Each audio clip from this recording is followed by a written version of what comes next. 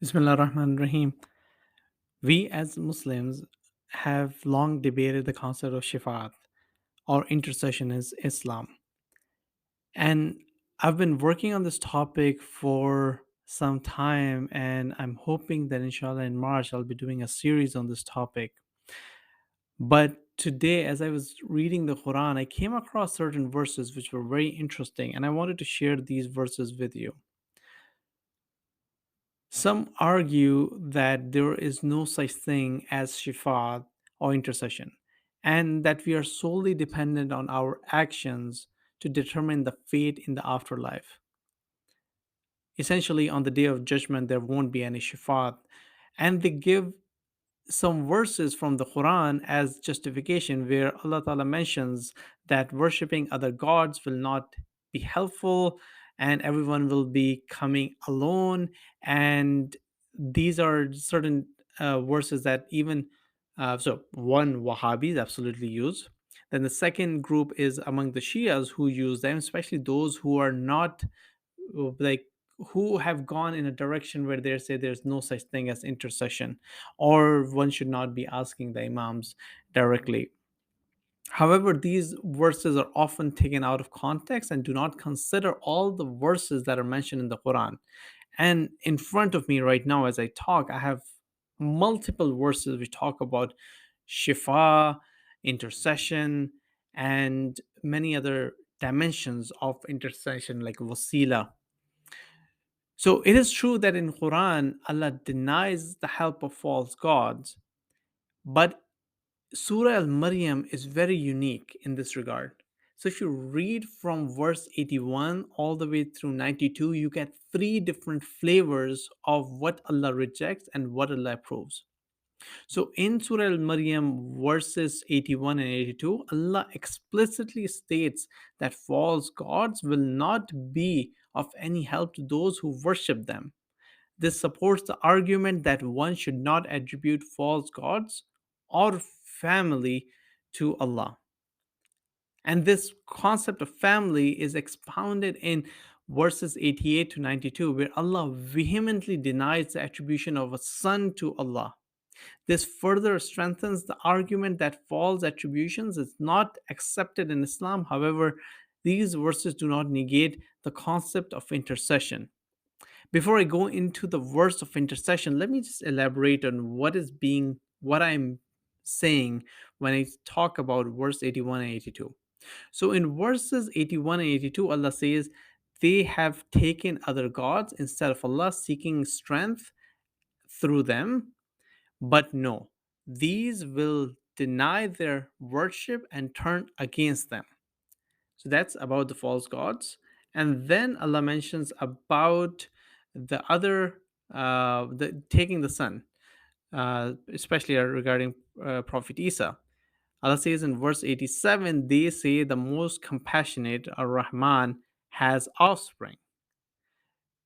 You are certainly, you have certainly made an outrageous claim. And then the next verse Allah says, by which the heavens are about to burst, the earth about to split, and the mountains to crumble to pieces. In, in protest of attributing children to the most compassionate, the Ar Rahman, it does not befit the majesty of Ar Rahman to have children. So now you see the concept that Allah is very vehemently arguing against this concept that He has children. But then look at the verse of intercession in verse 87 of Surah Al Maryam. In this verse, Allah confirms that intercession will take place. Therefore, false intercession is not allowed, but true intercession is allowed and will take place. Look at the words from verse 87.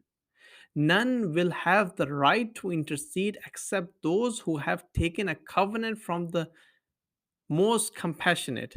Again, the word Ar Rahman is used for Allah. So it means that Allah will not accept the intercession of false gods.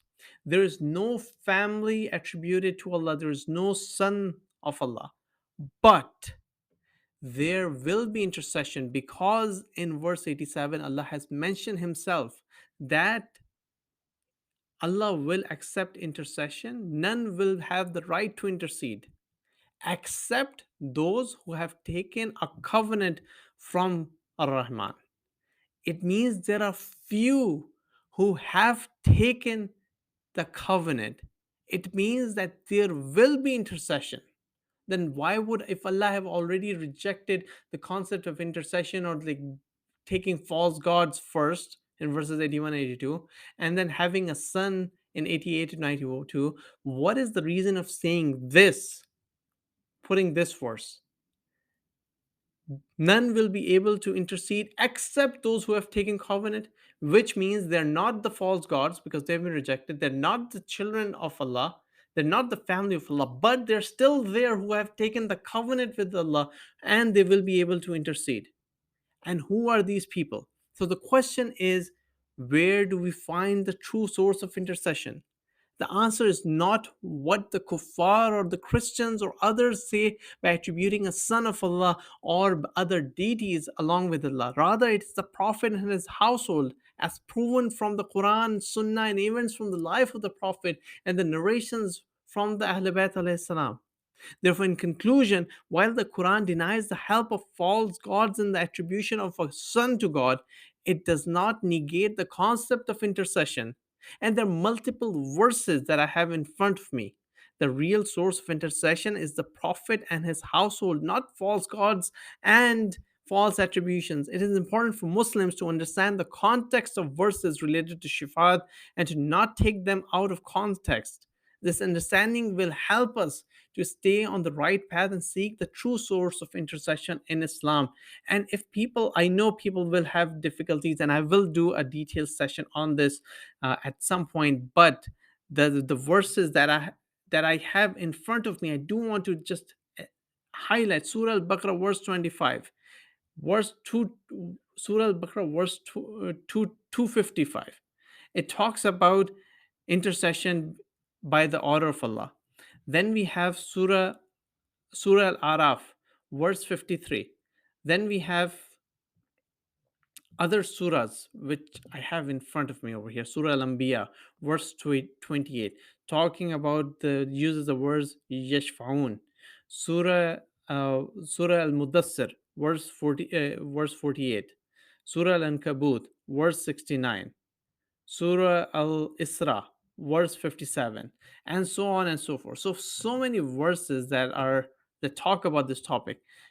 Don't have enough time right now to talk about this. We'll go into the details, but the point that Surah Al Maryam makes very clearly is there are people who are taking intercession wrongly, attributing it to the false gods, or attributing family to Allah, which Allah rejects. But at the same time, Allah says there will be intercession at the hand of those who have taken covenant by Allah. If there was no intercession, Allah would not have placed this particular verse. And you see multiple times in Quran in different locations, the same concept comes in fewer locations. Allah reject accepting intercession from others, and in many locations, Allah accept and highlight that there will be intercession. Really important concept for us to understand so that our faith is strong on this topic. Links directly with the discussion on the satanic whispers that we've been having, links directly to the discussions of the faith, links directly to the discussion on the true knowledge and the wisdom and the power that Allah has given to Ahlul Bayt alayhi salam, so that we are not deceived. We stay with what Allah has given, the rope of Allah. Thank you. Wassalamu alaikum.